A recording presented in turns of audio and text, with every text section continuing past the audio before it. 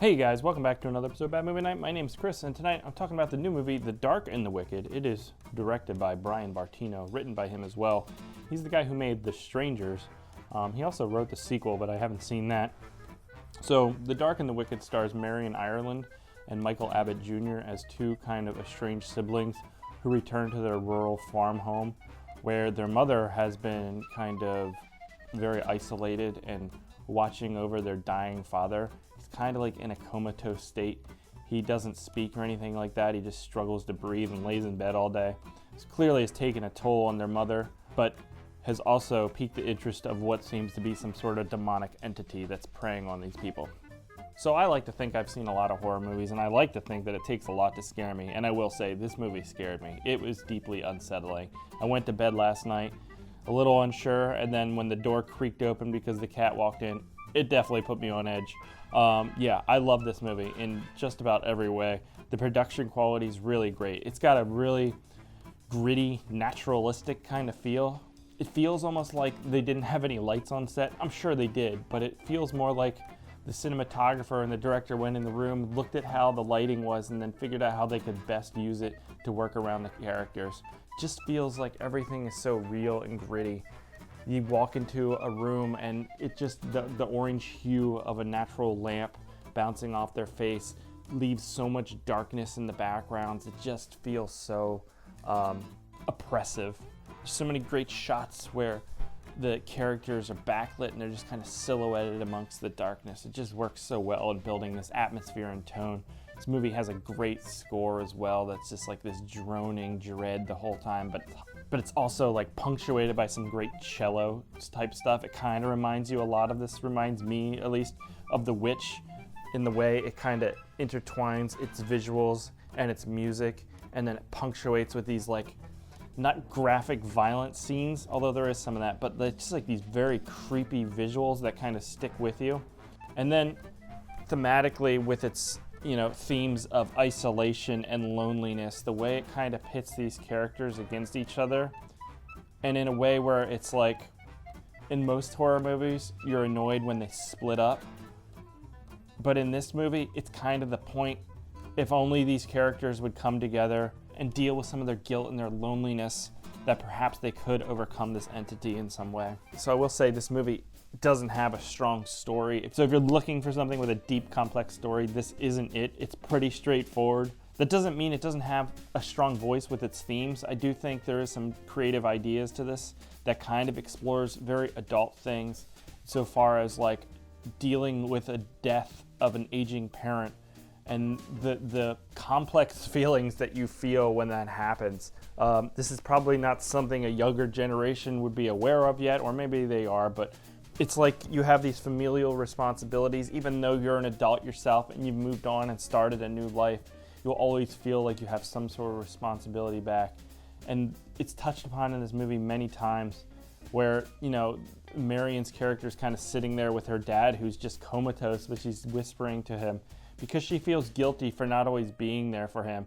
It's not really her fault. Maybe in some cases it is, but death is messy, and that's kind of the idea. This movie is, I found to be incredibly scary. It's not your jump scare monster creaking around in the darkness kind of movie. It's way more psychological. And I've said it a million times, psychological horror movies work way better for me because my mind creates the terror way better than a guy in a rubber suit ever could. So those psychological moments though are done so well, where the sound design is so good because it's just like they're walking around this creaky house and everything creaks in just the perfect ways. There's a sequence where Marion Ireland's character is laying in bed with her father, and you just hear what sounds like some sort of monster type thing straddling over her father, but you hear the breathing and the movement, and it's so effective. It builds this idea in your head that is terrifying, and it's reflected upon Marion's facial expression, and she pulls off this character so well.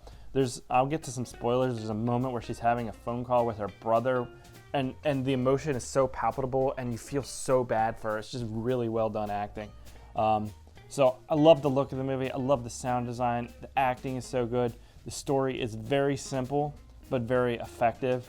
and good exploration of its themes. So I will say this, the movie's out now to rent. I think it's like $6 on Amazon. I think it's worth it.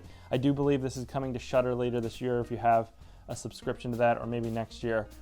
So I don't think this is one you should sleep on though. This is like one of the scariest movies I've seen in a long time.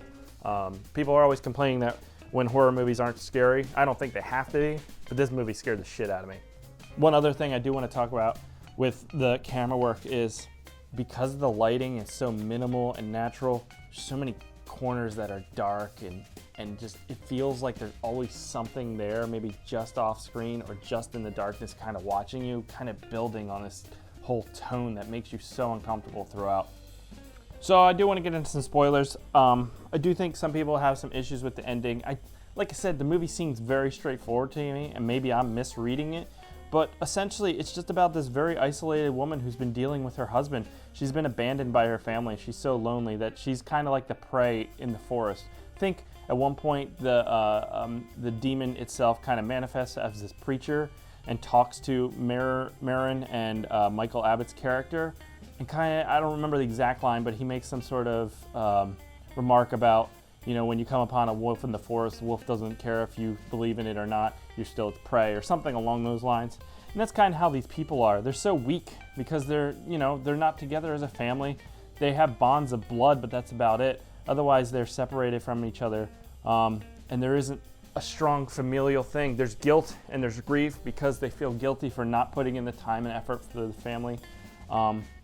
But the demon's kind of preying on that weakness of them. It systematically takes out these people in a way that's almost all in their psyche. It's not a monster that rips them apart.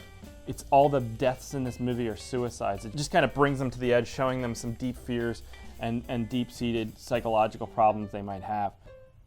I mean, you get some ideas of the messiness of death, and just looking at her father, he's almost unrecognizable to them anymore. And that's kind of what happens when people get really old and die. They become something different, and it's something you have to approach.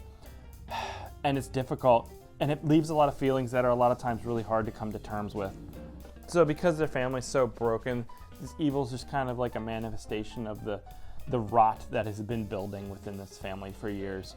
But other than that, it's straightforward. It's just the demon taking this family apart because it can.